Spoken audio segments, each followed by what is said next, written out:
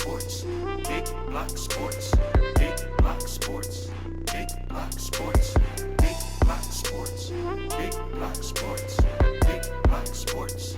Big Block Sports. Big Block Sports. We are back. It is episode 6B. We got our NFL picks coming up for this week. Let's get right into it. Let's not waste any time. We have some exciting games coming up this week. I can't wait to pick them. Last week, I think I did pretty good. I share my picks and my posts.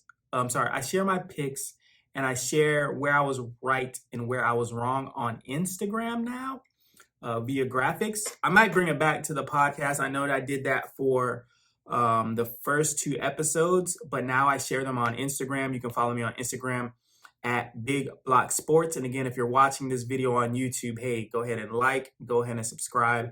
If you're listening to this video on any audio podcast platform, go ahead and subscribe. I appreciate you joining. I appreciate you coming from episode A to episode B. Let's get into the picks. Let's get into the games. I have the spreads up. I've noticed doing this the last few weeks that without the spreads, I'm not really sure. I mean, there are some teams that you just know, like, the Rams or the Chargers, if they're playing somebody like the Jaguars, like it's an easy pick. But there's some games where it's really close. I always think the over-under is interesting. I try sometimes to pick, the over or the under. But here, I'm just going to kind of use the spread to guide me in the right direction. I think for the most part, again, I usually don't pick ahead of the podcast. I kind of do live picking. I do kind of glance over the schedule just to make sure that I got the right week, because I almost just pulled up week 6 from 2020. But of course, I noticed it because I was like, wait, we don't play the Colts. We're on a bye this week, San Francisco. So I knew that was the wrong week instantly, but I have glanced at the list. There's some interesting games, but let's get into the picks. Let's not waste any time. As usual, we have Thursday night football, which this season been relatively entertaining. I thought the last Thursday night game with the Rams and the Seahawks was exceptionally entertaining, right? Both quarterbacks, Russell injuring his middle finger. Actually, I want to say, no, Russell injured his middle finger. Stafford injured his pointer finger. So it was definitely a finger full episode full of fingers, whatever terrible joke I'm trying to make now about last week's game. But this week's game, a little less exciting. We got the Tampa Bay Buccaneers at the Philadelphia Eagles. The Buccaneers, of course, being the defending Super Bowl champions, are the favorite by 7 points. I can see Philadelphia keeping the game close, right? If you're into betting, I could definitely see Philadelphia covering that 7 points, but I don't think Philadelphia has what it takes to win the game. I think if Tampa Bay was maybe more of a running team, if they didn't have some of the explosive wide receivers that they have, like Antonio Brown, who's having a renaissance year, as they say. But I like Tampa Bay over the Philadelphia Eagles. I do think the Eagles keep it close, and I do think they'll cover that spread. But I do not think they will win the game. Tampa Bay's a little shaky right now because of their defense. I do think Philadelphia has some weapons to try and exploit that, but I do not think that defensively Philadelphia has the ability to slow down Tampa Bay. Looks like the point total's at 52, which is one of the high. It's actually tied for. It's the second highest point total this week at 52.5 points. So I could see each team getting up in the 20s, given the way how both of their defenses have been playing. But I still like Tampa Bay to win this game. I like Philadelphia. I just don't think they're there yet. So we got Thursday night football, Tampa Bay Buccaneers with the dub. Next game, Miami at Jacksonville. Miami is the favorite. They are a 3.5 point favorite. one of the lower point totals of the week, 47 points. I could definitely see the game being under that. I could see a lot of interceptions in this game. I could see a lot of fumbles. I think both teams will be doing their best to lose the game instead of the opposite. Um, Again, I know Miami on paper should be the better team given the spread and everything. Jacoby Brissett, like I mentioned last week, I didn't pick the Dolphins either last week. Brissett, is he the worst backup quarterback in the league? No. Is he the best backup quarterback in the league? No. Is he better than Trevor Lawrence? He's more experienced than Trevor Lawrence. I think Lawrence probably has better arm talent. I think Lawrence can definitely move better than Jacoby. Even though Jacoby got some moves on him, he scored that one time in overtime to help the Dolphins bring the game close, but they lost anyway. But I am going to. This is another game in the United Kingdom, which means it's all's fair. And Jacksonville, if you haven't followed the team, they are one of the NFL teams who are, I don't want to say they're moving to the United Kingdom, but they are definitely investing heavily in their team's presence overseas. I might have read an article 2 years ago where there was even considerations of Jacksonville moving the franchise permanently to the United Kingdom. But I'm sure somebody in that meeting started talking about the accounting. And as an accounting major myself, the money that it will be spent on flights and accommodations for other teams, because then the other teams are going to have to fly over there, or either Jacksonville's going to have to spend a majority of their games on the road. I just don't think it would be a conducive idea to have a team in the United Kingdom, but I think Jacksonville is a team that, if you want to look it up, has definitely been doing their due diligence in creating somewhat of a home game type of experience in the United Kingdom. And for that reason, and also Trevor Lawrence, I think Trevor Lawrence is finally getting the NFL game down. I'm going to take a flyer on the Jacksonville Jaguars over the Miami Dolphins this week. I'm actually located in Miami, Florida, so I can't say that too loud, especially by this window, because the Dolphin fans might get a little whatever. But taking the Jacksonville Jaguars over the Miami Dolphins in the United Kingdom this week. The Dolphins are a 3.5-point favorite, and I don't care. I'm taking the Jacksonville Jaguars in the United Kingdom Florida Bowl because both of these teams are from Florida. Jacksonville Jaguars with the upset. Book it. Next game, 1 o'clock, we got Minnesota, Carolina. Minnesota somehow is a 1-point favorite. Carolina, I'm not quite sure what's happening with Carolina. I mean, I know what's happening. Sam Darnold is happening.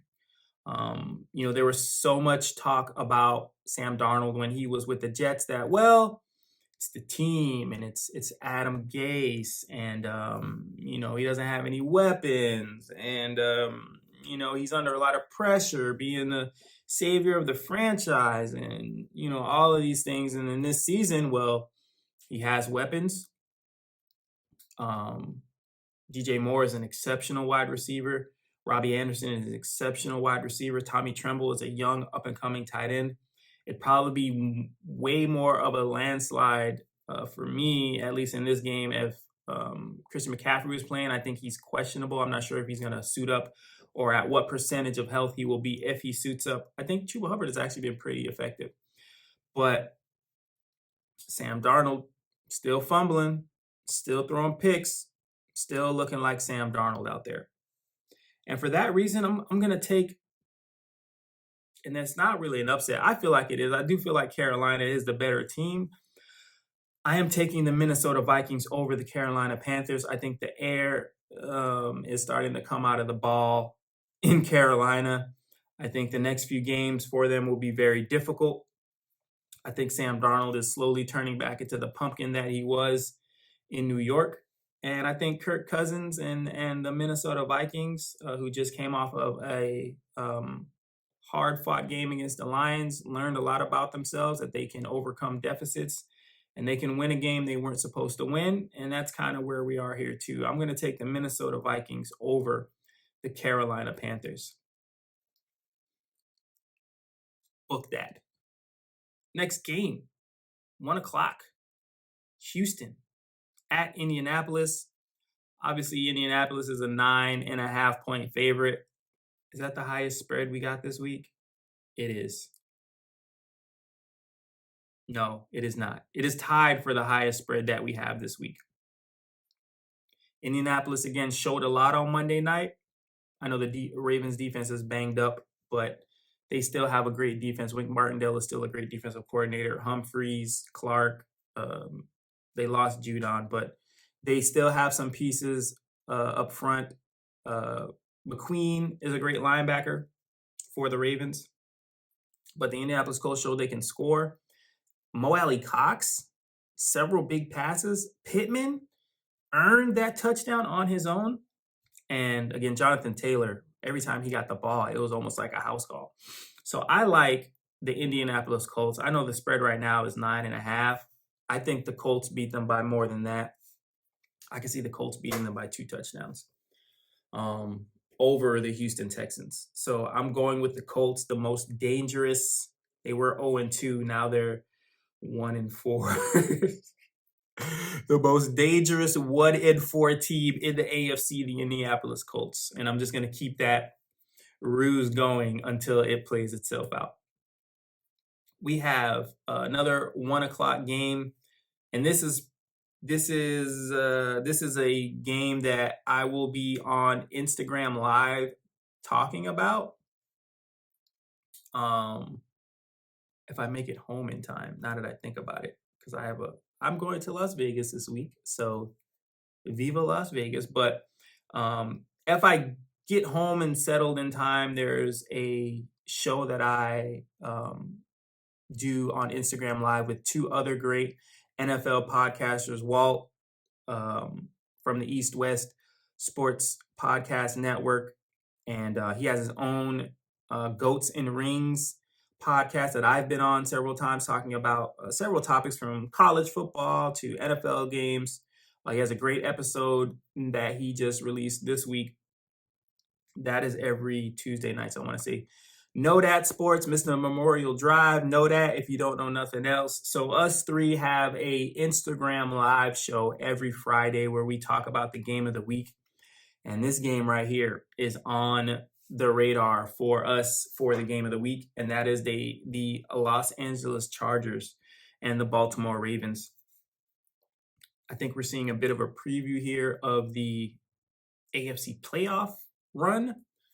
I know that on my Super Bowl episode, which was 2 weeks ago, last week, I don't know, I just be saying stuff, and then I realized like 2 weeks later it came to fruition. Or, which is usually the case, I say stuff and it was way off base, but that's the fun part of having a podcast. But anyway, Chargers at the Ravens. No doubt in my mind that I am taking Lamar Jackson and the Baltimore Ravens in this game. Don't ask me how they're going to win. Don't ask me what they're going to do to win. I just know that with Lamar Jackson, it's going to be very difficult for anyone to beat the Ravens, regardless of who they're playing on the other side of the field. If they face a team like, let's say, Cleveland, or a team who really likes to run the ball like Cincinnati or Seattle, they can play that game. They can run. They had a consecutive record for rushing for 100 yards. I want to say they tied the record. They didn't actually break it because they didn't reach 100 yards last game. But they can play that game. Or, hey, just like the Chargers or the Chiefs, right? We saw the Ravens play big passing game NFL football, right? So they are versatile on offense. They can run the ball, they can pass the ball. Obviously, Lamar Jackson is exceptional. Nothing against Justin Herbert and the Chargers. The Ravens are a 3-point favorite. It's a little bit of a surprise given the injuries on Baltimore, but again, that is just how great Lamar Jackson has been playing this season. I am taking the Baltimore Ravens without a doubt. I do think the Chargers can cover that 3-point spread. It's a small spread. I do think it'll be a close game. I don't think either one of these teams, just like the Browns game last week, I don't think either one of these teams have the ability to blow each other out. But I do like the Ravens in this one just because the physicality that they have on offense, I'm not sure if the Los Angeles Chargers can meet. Baltimore Ravens over the Los Angeles Chargers. Next game is Kansas City at Washington, the Washington football team. And this is a totally off topic, but I had no idea that this whole John Gruden situation is actually the Washington football team's fault, because they were looking at emails of the football team. And that is where they just so happened to come across emails from John Gruden that were sent to Bruce Allen, who was a part of the team. Obviously, John Gruden at that time was not in the NFL. He was an announcer. But yeah, if I'm Gruden, if I'm Gruden, I'm obviously jumping off a bridge. First of all, let's just put the world out of its misery. But second, that was extreme. I apologize. Mental health is a real thing. Get help. This episode has gone off on a tangent, but it was just funny to me that all of this hoopla around John Gruden is actually the Washington football team's fault, I should say. But with that being said, Kansas City lost a big game last week. They are chomping at the bit to take it out on somebody, and unfortunately, I think Taylor Heineke and the Washington Redskins, the Washington football team, end up against the buzzsaw. Kansas City is a 6.5-point favorite. Again, this is another game where I can see Kansas City scoring double digits and taking the game by double digits. I see the point total's 56. Yeah, I'd probably take the under on that, but I'd say it'd be like 30 plus points, Kansas City, and then whatever's left, it'd be 16, right? No, 26. 30-26? Nah, it'd be more like 40-16. I can see 40-16 more than 30-26. But I'd still probably take the under. But I'm taking Kansas City to win the game. I think they will win big over the Washington football team. Our next game is a division game that's always tough.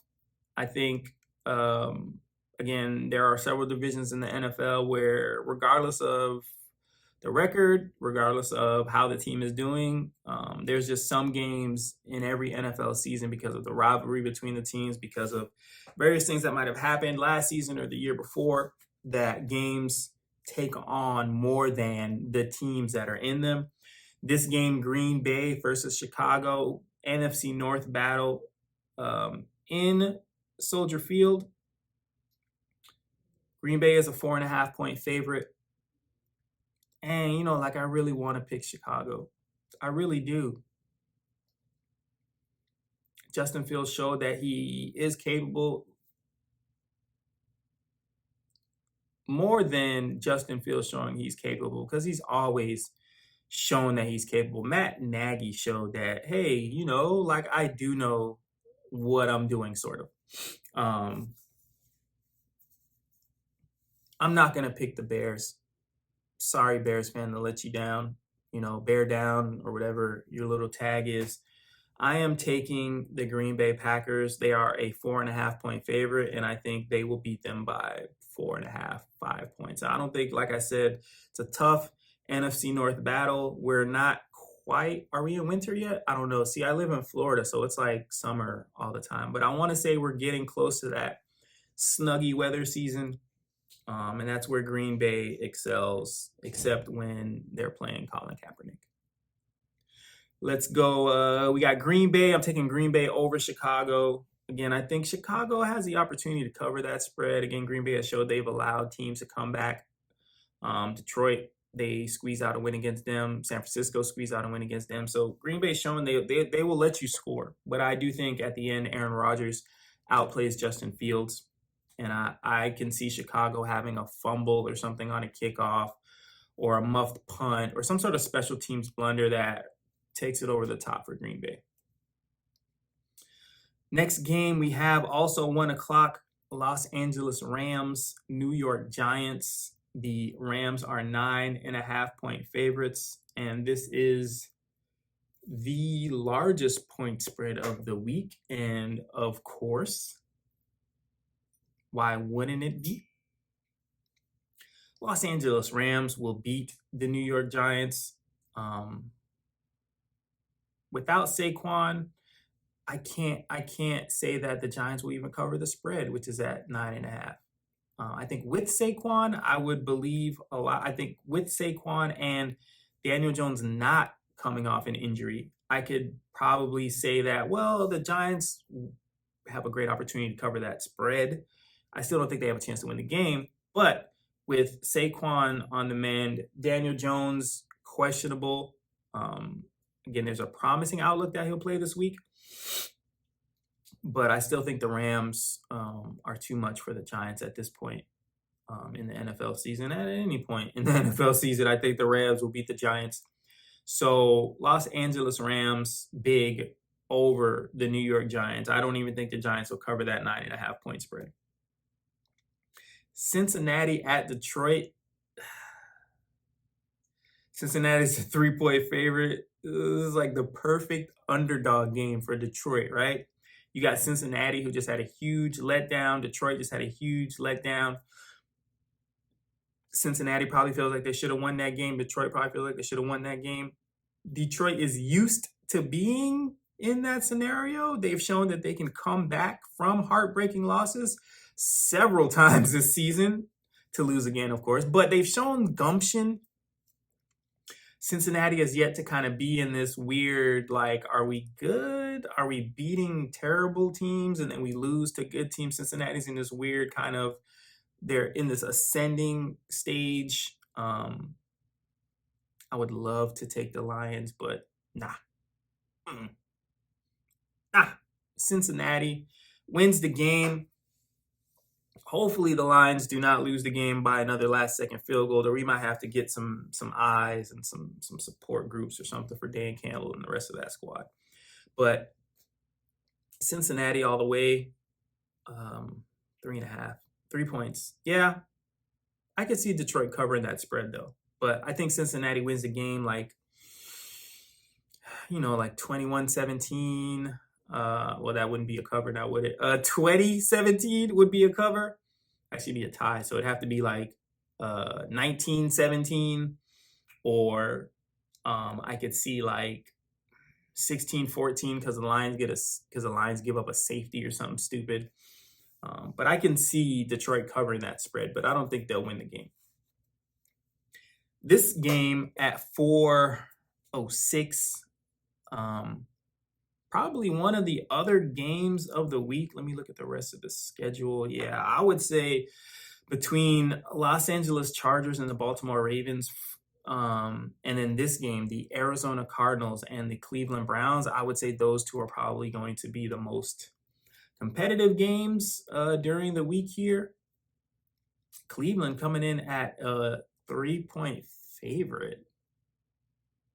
So, and then, and this is also what's weird sometimes about college football.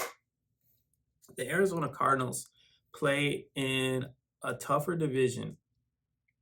They are more dynamic. They have more going on defensively. J.J. Watt, I don't know what happened during the 49er game, but J.J. Watt looked good, and I was like, yo, this dude is like 130 years old. How is he out here throwing our players around like that? But J.J. Watt looks good. I just hate myself talking positive about the Cardinals. It's so hard to have an objective podcast when you love the 49ers, but Arizona looks good. They beat us barely, but they beat us. They're still undefeated. They play in the toughest division. They beat the Rams. They beat the 49ers. They're probably going to beat, I don't know if they already have, but they'll beat the Seahawks. I don't think the Seahawks stand a chance with or without Russell. And for some reason, they're still a 3-point underdog to the Cleveland Browns. And I'm not taking that. I'm taking Arizona in this game. Even with the 3 points, even if it was the opposite, I would take, if Arizona was a favorite by 3 points, I'd still take Arizona, and I don't think Cleveland will cover the spread either. The over-under is 49.5. I could see that 25 each, basically, or like 23, 27 or something. Arizona, I would probably take the over on that game just because Arizona's going to put up points and Cleveland's going to have to put up points to score. So I could see in garbage time Cleveland trying to really air it out, almost kind of how they did last week against the Chargers. But I'm taking Arizona for sure in this game over the Cleveland Browns. I'm still not sold on the Browns, and I apologize. I know there's so much hype about the Browns. There has been so much hype about the Browns since they drafted Baker Mayfield, right? Like, we got our guy. Finally, after 19 quarterbacks, he's been there, last consistently. He has not been injured. So I can totally see how obviously Cleveland fans are like, yo, this is it. But for me, again, they do not have that pedigree where it's like a shoe-in for sure that this team is going to go far in the playoffs. And I know last season they win the playoffs. They blew out the Steelers. Look at the Steelers now, because they're basically the same team except for Najee Harris. And he's been playing great the last 2 games, but it's not like he's blowing the game out of the water either.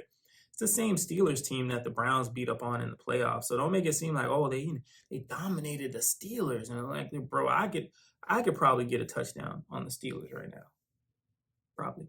If I stretch my leg out real good, because I got a little back issue right now. But if I stretch my leg out and I get some C4 in me, some pre-workout, I can put one up on Cleveland. You know what I'm saying? Straight go route or a deep post. I actually played defensive back when I played football, but I'll play wide receiver just to go against the Steelers right now, and I could probably get one. But yeah, taking Arizona in the game to beat the Cleveland Browns, and Arizona remains undefeated. 425, we got Dallas at New England. I think Dallas has hit a stride. I think they've finally been able to incorporate Zeke and Mike Pollard effectively. Again, I think originally I saw the loss of Michael Gallup as bigger than what it's actually turned out to be. Amari Cooper continues to impress. Like, he's probably one of the most, like, I don't want to say he's underrated because everybody knows Amari Cooper is a beast. He's just, maybe it's because his personality is so quiet and nonchalant. He's not your typical diva wide receiver. I mean, even look on his team, right? Like, if you look at the way CeeDee Lamb carries himself and the way that Amari Cooper carries himself, they're like polar opposites. Like CeeDee Lamb, colorful hair, diamonds, jewelry everywhere, visor, all that. Amari Cooper barely has on like gloves sometimes. Like, he's barely out there with sleeves. Like, I don't think he wears sleeves or tape or anything. He's just so automatic though. So I think initially I thought the loss of Michael Gallup in the slot would be a huge miss for the Cowboys, but they've overcome that by incorporating Pollard and Zeke into the pass game more. And then Cooper and CeeDee Lamb are just feasting right now. And Dak Prescott, I know I joke with Know That Sports all the time. It's Memorial Drive all the time. He's all old because he's a Cowboys fan, right? So obviously he's like, yo, Dak Prescott. This was like even before the season where, we weren't even sure if Dak was going to be available week 1. He's like, yo, Dak is winning comeback player of the year. And I was like, nope, that award is going to Jimmy Garoppolo. And here I am, week 6, and I gotta agree with him. I'm not sure who else is up for comeback play of the year, but Dak has to be. If he's not 1, he's got to be 2 on that list. I actually, now I think about it, I could put Nick Bosa up there because Nick Bosa's having a great comeback season this year. I'm not sure versus a quarterback like Dak Prescott, who obviously a quarterback is the center of every NFL team. I'm not sure he'll be able to overcome or outshine Dak Prescott when it comes to comeback player of the year, but Dak's up there. And New England showed a lot last week. Mac Jones continues to show growth in his development. Patriots defense is probably a lot better than people give them credit for. I do think the Patriots will cover the 3.5 point spread. I do think it'll be a very close game. I could see it being a low scoring game. The point total right now is 51. I'll definitely take the under on that. I could see like a 17-10 game because I know New England is not going to be airing it out crazy. Even if they get down big, I just don't think Mac Jones at this point in his career is at that second level window throw yet. I think he's killing the checkdowns. He's killing the quick outs, the slants, the tight end button hooks. I think he's killing those. When he starts to develop that post route, when he starts to develop that deep out, deep over, there'll be a lot more explosive in the pass game. But right now, I think both of these teams, I think Dallas will get up 14-zip early, and I think they'll shut it down and just run Zeke for the rest of the game, run out the clock, milk the clock, and they might finish the game like 20-17, or I could see like 17-14, where again, I think New England will cover the spread, but I do not think it'll be a high scoring game, and I think Dallas will win the game easily. Let's see, Las Vegas at Denver. Denver is a 3.5 point favorite. In this game, again, we talked about some of the more prevalent games: Arizona, Cleveland, Los Angeles at Baltimore. This game's sneaky good. Las Vegas is in disarray. I think that's the only reason why I have some hesitation in picking them. Sometimes, though, when a team is in disarray like this, it brings them closer together, like it galvanizes them because they now all have like a common thing, especially with some of the player, right? Carl Nassib, obviously, the first active, openly gay NFL player to come out, being a part of all that with John Gruden, that's something that I could see galvanizing the team where it's like, hey, our coach thought of us as these derogatory names, and they thought of us as these kind of people. Let's show John Gruden and the rest of the NFL what we're capable of. Denver Broncos coming off of who did Denver play last week? They lost. I want to say they lost. Yeah, they tried to come back at the end, and Teddy threw that interception in the end zone. Damn. Denver over Las Vegas. Las Vegas over Denver. Wow, this is a tough game to pick. I'm not even going to lie to you. Defensively, again, pass rush fixes everything. Carl Nassib, Max Crosby coming out screaming off the edge. Hey, Von Miller is playing very good.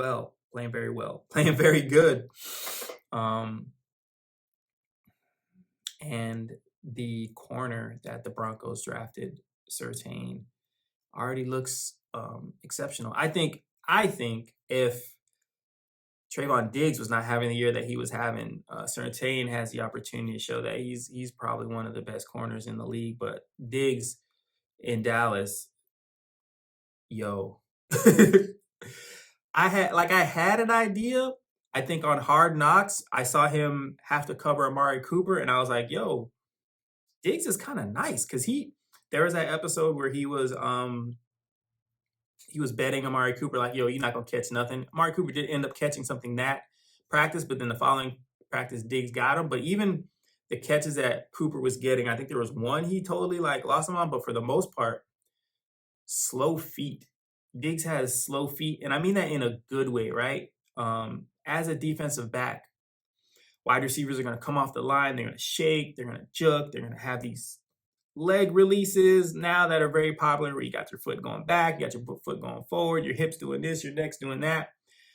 Diggs didn't fall for any of that. You know, he was almost, I don't want to say he was flat footed, but he was basically like, okay, make the move already.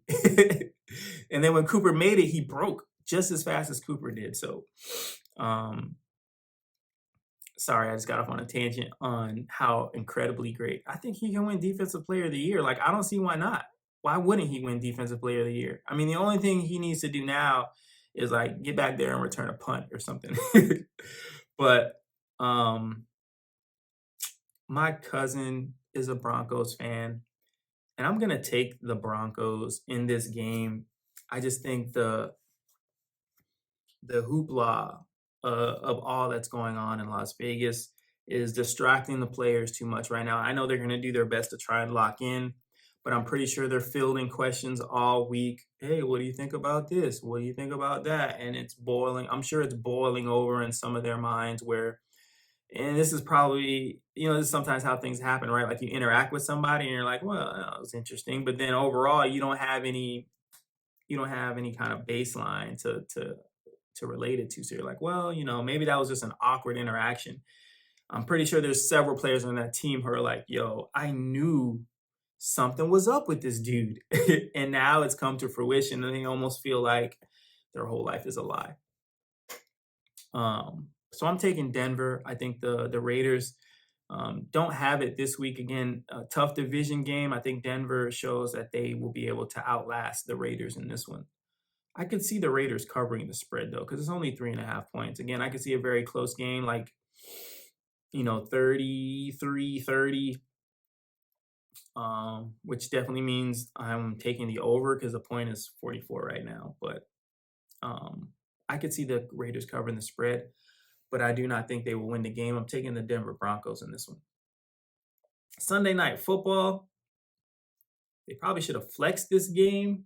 They should have flexed Arizona, Cleveland maybe into this. I don't know who they play next week. Maybe it was too short a turnaround. Or they should have flexed. Well, we just had the Chargers on Sunday Night Football, so I can see why they maybe didn't want to bring the Chargers back. But Seattle and Pittsburgh on Sunday night. Geno Smith versus Big Ben. Pittsburgh's a 4.5 point favorite. I'm taking Pittsburgh, regardless of the points. I'm taking Pittsburgh. Again, I know Geno Smith had a strong showing last week coming into the game. It was almost basically prevent time at that point in the game. I know probably a lot of people that watch Seattle were like, hey, Geno Smith might be a diamond in the rough. Listen, he was where he was at for a reason, right?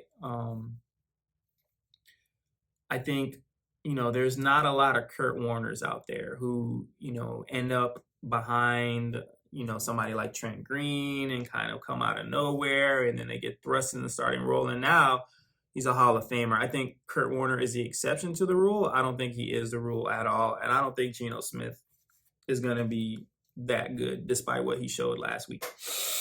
I take Pittsburgh easily over the Seattle Seahawks, who were, again, they're already struggling. And this is when Russell Wilson was having the best season of any NFL quarterback in the league right now, besides Lamar Jackson. But I'm talking offensively, yards, points, all that. Like, I want to say the Seattle Seahawks offense was leading, like the stat was something like the first half of games, they're outscoring everybody. And they were still losing with that happening. So I'm taking Pittsburgh because I don't think Geno Smith is going to do much in this game. And then it brings us to the last game of this episode. Buffalo at Tennessee. riding with Buffalo. Nobody circles the wagons like the Bills. Bills have been circling the wagons all season since that Pittsburgh game. I think, again, like I said, when that happened, and then when I picked the game, I mentioned, this is episode 1. You can go watch it, scroll down, or if you're on YouTube, on the TV, you kind of have to press down and whoop. But you can watch the first episode, and I picked the Steelers to beat the Buffalo Bills in that game. And I picked them not because I felt like the Steelers were the better team. I felt like Buffalo came into the year with too much hype, too much fluff. And I think that's why this season they've been on a tear. I think that game put everything into perspective for them to show them that they can be beat if they don't bring their best every game. And they've been doing that since. I know the Kansas City game was competitive in some people's eyes, but I don't even think it was close. If anything, I think Josh Allen, in his greatness, probably made that game closer than it should have been with some of the opportunities he had as a passer. But I'm taking Buffalo over Tennessee. I think Tennessee, I know we talked earlier about them. And actually, I talked earlier about them in the last episode, where they're also tied for the most players on IR with 16. And I think now that I learned that fun fact, I can understand why they are struggling so much this season. And I think they continue to struggle against the Buffalo Bills. The point total, the over-under is 54. I could see like 40-14 Buffalo to go on that over, but I think I'm going to take the under in this point if you're into over-unders. But for sure, Buffalo will win the game. They're a 6-point favorite. I think they win the game by more than 6 points. I don't even think Tennessee covers the spread. And there we are. We got our week. This is week 6. Is week 6? Is week 6, right? NFL, let me go back through the picks just to recap so I can remember. Tampa Bay on Thursday Night Football. We got Jacksonville with the upset over Miami in London, United Kingdom, at Tottenham Stadium. I have Minnesota beating the Carolina Panthers. I have Indianapolis beating the Houston Texans. I have Baltimore beating the Chargers. I have Kansas City beating the Washington Football Team. I have Green Bay over the Chicago Bears. I have the Los Angeles Rams over the New York Giants. I have Cincinnati over the Detroit Lions. I have Arizona over the Cleveland Browns. Dallas Cowboys over the New England Patriots. I have the Denver Broncos over the Las Vegas Raiders. I have the Pittsburgh Steelers over the Seattle Seahawks. And then finally, again, Buffalo, my AFC Super Bowl pick over the Tennessee Titans. Again, this has been another episode of Big Block Sports. This is episode B, the picks and predictions episode. If you're interested in NFL storylines and additional content, make sure you check out episode A. And again, come back next week. I'll have even more for you next week. Thank you for tuning in. Big Block Sports out.